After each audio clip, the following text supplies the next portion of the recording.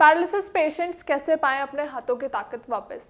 Hello everyone, my self doctor संस्कृति, physiotherapist. आज इस वीडियो में मैं पर्टिकुलरली आपको यही बताऊंगी कि कैसे पैरालिसिस पेशेंट्स अपने हैंड्स की रिकवरी जल्दी से जल्दी कर सकते हैं, या फिर कह लीजिए क्योंकि हम बहुत ज़्यादा अपने हैंड्स की रिकवरी पर ध्यान नहीं देते हैं। फोकस हमारा सबसे ज़्यादा हमारे लोअर लिम्ब पे होता है, हमारे वॉकिंग में ज़्यादा होता है, क्योंकि पैरालिसिस पेशेंट्स को जनरली ये लगता है कि अब उनकी एक्टिविटीज़, उनकी एरियल एक्टिविटीज़ या फिर डेली बेसिक एक्टिविटीज़ कहीं ना कहीं हैम्पर हो चुकी हैं, और क्या वो अपनी चीज़ें खुद से कभी कर पाएंगे या नहीं। तो वो ज़्यादा फोकस, ज़्यादा एम्फेसाइज चलने पे करते हैं, उठने बैठने पे करते हैं। लेकिन जहाँ बात आती है हाथों की, मतलब हमारे इस एरिया की, इसके लिए हम कोई एक्सरसाइज परफॉर्म नहीं कर रहे होते हैं। हमारे कंधे की एक्सरसाइज हो रही होती है, हमारी ये मूवमेंट्स हो रही होती हैं, हमारे कंधे की सारी रोटेशंस हो रही होती हैं, हमारी एल्बो की भी मूवमेंट हो जाती है, हमारी रिस्ट की भी मूवमेंट हो जाती है। लेकिन जहाँ अगर हम बात करते हैं हमारी फिंगर्स की, तो वो ओपनिंग बहुत टाइम लेके आती है और बहुत ग्रेजुअल आती है। As we all know, paralysis की रिकवरी बहुत ग्रेजुअल होती है, बहुत ज़्यादा टाइम लगता है। 1 साल से 6 महीने का टाइम इसमें लग जाता है। बट रिकवरी सबसे पहले देखने को कहाँ मिलती है? हमारे पैरों में। और हमारे हाथों की अगर हम बात करें तो वहाँ पे हमें 20 to 30% की रिकवरी देखने को मिलती है। तो आज मैं आपको कुछ ऐसी 4 इंपॉर्टेंट चीज़ें बताऊंगी जो आपको ध्यान रखनी है, और आपको ट्राई करना है कि अपनी डेली एक्टिविटीज़ में या फिर डेली एक बेसिक रिहेबिलिटेशन प्रोग्राम में आपको ये चीज़ें एडअप कर लेनी है। जहाँ आप अपने पैरों की एक्सरसाइजेस करते हो वहाँ आप बहुत हेल्दीली, बहुत अच्छे से करते हो, बहुत बार भी करते हो, रिपीटेशंस बहुत ज़्यादा भी हो जाती हैं। लेकिन हम अपने हाथों के लिए ऐसा कोई इंपॉर्टेंट चीज़ नहीं करते हैं या फिर कोई इंपॉर्टेंट एक्सरसाइज परफॉर्म नहीं करते हैं। Now the number 1 is mirror therapy. Mirror therapy का नाम यहाँ पे इसलिए आया है क्योंकि जब भी हम शीशा देखते हैं, हम शीशा क्यों देखते हैं? कि हम कैसे दिख रहे हैं, हमारी एक्टिविटी कैसे परफॉर्म हो रही है। हम सपोज एग्जांपल लेते हैं हम कैट वॉक का, जितने भी ये मॉडल वॉक्स होती हैं, तो हम सबसे पहले स्टार्ट कहाँ से करते हैं? शीशे में देख के कोई एक्टिविटी परफॉर्म करना शुरू करते हैं। शीशे में देख के हम देखते हैं कि हम चल कैसे पा रहे हैं। तो यही चीज़ें आपको करनी है अपनी एक्सरसाइजेज में, क्योंकि आप एक्सरसाइज ढंग से परफॉर्म नहीं कर पा रहे, और क्या पता आपके साथ कभी कोई ना हो। ज़रूरी नहीं है आपको कोई थेरेपिस्ट एक्सरसाइज कराए या फिर आपके साथ हमेशा कोई केयर गिवर हो या कोई अटेंडेंट हो। तो आपको क्या करना है? आपको एक टेबल रूफ मिरर यूज़ करना है। उसमें क्या करना है? आपको अपने एक्सरसाइजेस परफॉर्म करके देखनी है, मतलब जो भी एक्टिविटीज़ हैं, जो भी आपकी फिंगर मूवमेंट्स हैं, या फिर सपोज आपकी फिस्ट क्लोज है तो आपको इसको खोलने की जो भी कोशिश करनी है। ज़रूरी नहीं है कि आप एक ही हाथ से करो, आप दूसरे हैंड की हेल्प ले सकते हो, लेकिन वो सब कुछ कहाँ करो? शीशे के सामने। क्योंकि जब आप शीशे में देख के कोई एक्सरसाइज परफॉर्म करोगे तो आपकी न्यूरल एक्टिविटी बढ़ेगी, आपका ब्रेन रीवायर होने की कोशिश करेगा, क्योंकि ये एक्टिविटीज़ आप पहले भी करते थे। हम नॉर्मल लाइफ में भी पता नहीं कितनी बार कोई सामान उठाना होता है, रखना होता है, तो हम ग्रास्पिंग करते हैं, हमारी मुट्ठी बंद होती है और खुलती भी है। तो वो चीज़ें हम परफॉर्म करेंगे जो हमारा ब्रेन याद कर पाएगा, और इसी प्रोसेस को कहते हैं हम न्यूरोप्लास्टिसिटी। जब भी हम कोई एक्टिविटी बार बार परफॉर्म करेंगे तो हमारा ब्रेन रिवायर होगा, और ब्रेन रिवायर होगा मतलब एक्शंस परफॉर्म करवाएगा, रिफ्लेक्सेस भेजेगा। अब आप सोच रहे होगे कि हैंड की रिकवरी में इतना ज़्यादा टाइम लगता क्यों है, आखिर उसके पीछे रीज़न क्या है?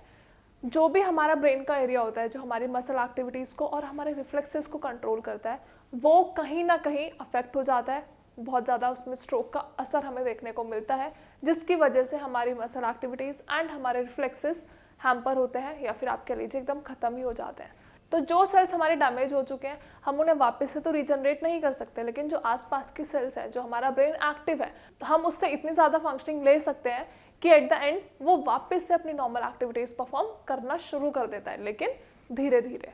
तो आपको मिरर थेरेपी इसीलिए यूज़ करनी है कि आप जो भी एक्टिविटी कर रहे हो, आप जो भी एक्सरसाइज परफॉर्म कर रहे हो, वो आप शीशे में देख के कर सको, ताकि आपको एक बायो फीडबैक मिले, ताकि आपको देख के पता चले सामने कि ये फिंगर्स हमें ऐसे ओपन करनी है, लेकिन ये ऐसे ओपन नहीं हो पा रही। तो वो धीरे धीरे जब आप प्रैक्टिस करोगे, जब आप डेली एक्सरसाइज परफॉर्म करोगे, तो आपको सब कुछ समझ आ जाएगा। Now the second important thing is be repetitive about it. इसका मतलब है आप जो भी एक्सरसाइज परफॉर्म करते हो, जो भी एक्टिविटी परफॉर्म करते हो, वो बार बार करो। मैं ये नहीं कह रही कि आप पूरे दिन एक कंसिस्टेंसी के साथ एक्सरसाइज परफॉर्म करो, लेकिन आप जब कर रहे हो, मतलब पर्टिकुलर टाइम, जैसे दिन में हम 3 बार, सपोज हम टाइमिंग्स डिफरेंशिएट कर सकते हैं, इन द मॉर्निंग, फिर आप आफ्टरनून में कर सकते हो, फिर नून में कर सकते हो, एंड इन द इवनिंग, या फिर रात को भी आप एक बार सोने से पहले कुछ हल्की फुल्की एक्सरसाइज परफॉर्म कर सकते हो। तो इससे क्या हुआ? इससे आपने अपना टाइम भी मैनेज कर लिया, अपनी एक्सरसाइजेस का प्रोटोकॉल भी मैनेज कर लिया। ज़रूरी नहीं है पूरे दिन आप एक्सरसाइज करो, लेकिन हाँ, जब कर रहे हो तो एटलीस्ट 10 to 20, 30 रेपिटेशंस ज़रूर करने हैं। क्योंकि आप अगर 5 बार कोई एक्सरसाइज करके छोड़ दोगे तो इतनी जल्दी तो कनेक्टिविटी हमारे ब्रेन तक भी नहीं पहुंच पाती। तो आपको रिपीटेटिव होना पड़ेगा, मतलब आपको अपने रिपीटेशंस थोड़े से बढ़ाने पड़ेंगे। इनिशियली चलो आप नहीं कर रहे हो, लेकिन विद द टाइम आपको धीरे धीरे 5 दिन में 7 दिन में आपको अपने रिपीटेशंस बढ़ाने होते हैं। तो इसीलिए ये पॉइंट समझाने का मतलब सिर्फ यही था कि आपको कंसिस्टेंट रहना है, आपको रिपीटेटिव रहना है। पूरे दिन एक्सरसाइज ना करके अगर आप एक बार भी एक्सरसाइज कर रहे हो तो उस एक एक्सरसाइज में आपको बहुत सारे रिपीटेशंस तो करने ही करने हैं, क्योंकि आप जो भी एक्सरसाइज कर रहे हो, जो भी एक्टिविटी कर रहे हो, उससे आपकी मसल्स भी मोबिलाइज हो रही हैं, आपका ब्रेन का न्यूरल रिफ्लेक्स भी एक्टिव हो रहा है और आपके न्यूरॉन्स एंड रिफ्लेक्सेस भी एक्टिव हो रहे होते हैं। तो कम से कम जो भी एक्सरसाइज करेंगे वो थोड़ी ज़्यादा करेंगे, उसके रिपीटेशंस थोड़े से हाई रखेंगे। Now the third important point is try different exercises. अगर हम एक्सरसाइज की बात करें तो हम जनरली वो एक्सरसाइजेस परफॉर्म करते हैं अगर हम किसी के अंडर एक्सरसाइज करते हैं।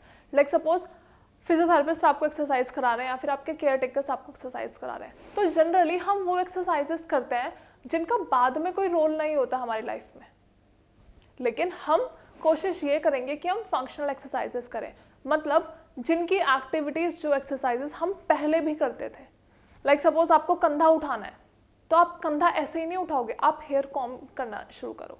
हेयर कॉम्ब आप पहले भी करते थे तो आपका ब्रेन फिर से रिवायर करेगा, क्योंकि आप जब तक आपकी ब्रेन की एक्टिविटीज नहीं बढ़ेंगी, जब तक आपका ब्रेन रिफ्लेक्सेस देना शुरू नहीं करेगा, तब तक हम ये कोशिश बार बार करते रहेंगे कि हमारी मसल एक्टिविटी भी एक्टिव हो जाए। क्योंकि इम्पॉर्टेंट क्या है, इम्पॉर्टेंट हमारी मसल मूवमेंट नहीं है, इम्पॉर्टेंट पहले ये है कि ब्रेन अपने रिफ्लेक्सेस देना शुरू करे। क्योंकि जब तक ब्रेन रिफ्लेक्सेस नहीं देगा, दिस इज इम्पॉसिबल कि आपकी मसल काम करना शुरू कर दे।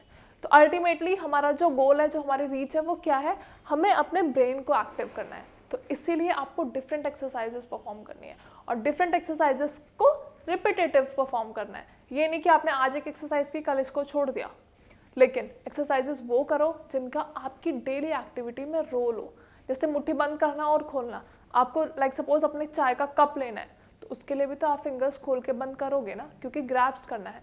अब हेयर कॉम्ब करना है, हेयर ऑयलिंग करना है, इसके लिए क्या हो रहा है, आपका पूरे हैंड की मूवमेंट हो रही है। कॉम्ब पकड़ रहे हो, आपकी फिंगर्स मूव हो रही हैं, आप हाथ ऊपर लेके जा रहे हो, हमारा एल्बो जॉइंट, हमारा शोल्डर जॉइंट भी मोबिलाइज हो रहा है, उसमें भी हल्की फुल्की मूवमेंट हो रही है।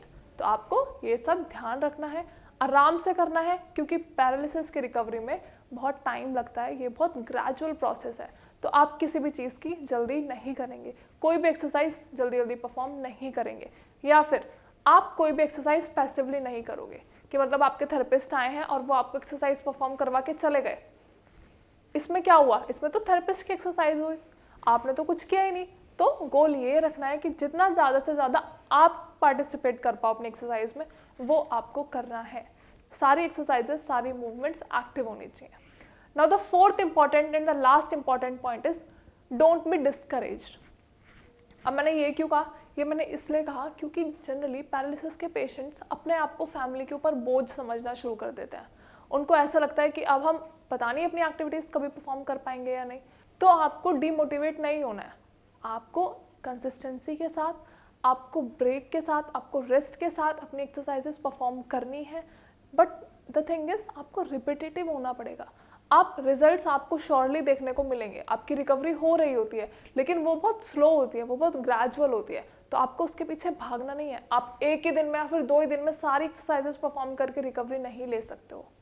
तो आपको स्मूथली, कामली, पेशेंटली सारी एक्सरसाइजेस परफॉर्म करनी है एंड अपनी रिकवरी का 100% होने का वेट करते रहना है, क्योंकि रिकवरी अल्टीमेटली आपके हाथ में है। आप जितना ज़्यादा पैनिक करोगे, जितना ज़्यादा स्ट्रेस्ड रहोगे, तो आपकी रिकवरी में बहुत सारी रिस्ट्रिक्शंस आएंगी। तो आपको आराम से सारी एक्सरसाइजेस परफॉर्म करनी है, सेफली सारी एक्सरसाइजेस परफॉर्म करनी है एंड केयरफुली सारी एक्सरसाइजेस परफॉर्म करनी है।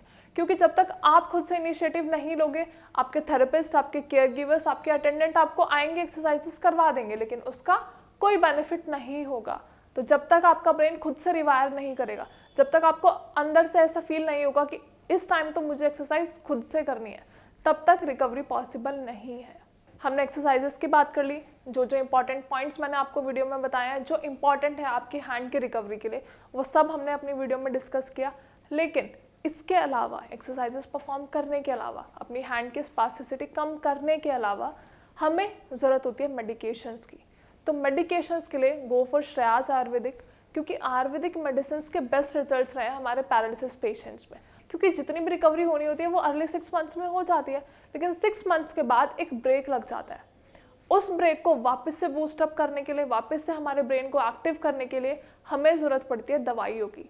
तो वो दवाइयाँ होती हैं आयुर्वेदिक मेडिसिन, क्योंकि आयुर्वेदिक मेडिसिन आपको एनर्जेटिक बनाती हैं, आपको हील अप करती हैं, जो भी आपकी बॉडी में प्रॉब्लम्स हो रही होती हैं उनको जड़ से ख़त्म करती हैं। तो आपको ज़रूरत है आयुर्वेदिक मेडिसिन की। अब आप सोच रहे होगे कि मेडिकेशंस कहाँ से लें, कौन से डॉक्टर से लें, क्योंकि जनरली ऐसा होता है हम ट्रीटमेंट के पीछे भाग रहे होते हैं, हम रिकवरी के पीछे भाग रहे होते हैं, जिसने जो डॉक्टर बताया वहाँ पे चले गए, कोई प्रीवियस हिस्ट्री शेयर नहीं करी, अपना कोई सच कोई पहले सर्जरी हुई है कुछ शेयर नहीं किया, बस जाके मेडिसिन ली और घर आ गए। ना कभी ये चेक करते कि कौन सी मेडिकेशन किस चीज़ के लिए दी गई है।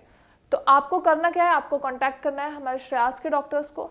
हमारे डॉक्टर्स आपको बेस्ट कंसल्टेशन प्रोवाइड करेंगे, जो सी मेडिकेशंस आपको दे रहे हैं वो आपको समझाएंगे कि आपको ये मेडिकेशन किस वजह से लेनी है और ये क्या करेगी, इसका क्या इम्पैक्ट है बॉडी पे।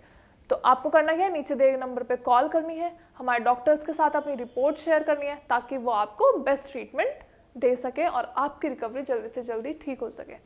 आई होप वीडियो में मैंने जो भी चीज़ें बताई हैं आप सभी को समझ आई हैं। अगर वीडियो के रिगार्डिंग कोई भी क्वेरी है, या फिर आप नॉर्मल लाइफ में भी, या फिर पैरालिसिस पेशेंट्स अगर कोई हैं वो किसी भी प्रॉब्लम से डील कर रहे हैं, चाहे मेडिकेशन है, चाहे एक्सरसाइजेज है, या फिर इंपॉर्टेंट डाइट है, तो आप हमारे डॉक्टर से फ्री ऑफ कॉस्ट कंसल्टेशन ले सकते हैं। हमारे डॉक्टर्स आपको बेस्ट मेडिकेशंस, एक्सरसाइजेस, डाइट्स सब कुछ बताएंगे, क्या क्या चीज़ें आपको खानी है, क्या क्या चीज़ें आपको नहीं लेनी है, वो सब आप हमारे डॉक्टर से अच्छे से कंसल्ट कर सकते हैं। Thank you so much.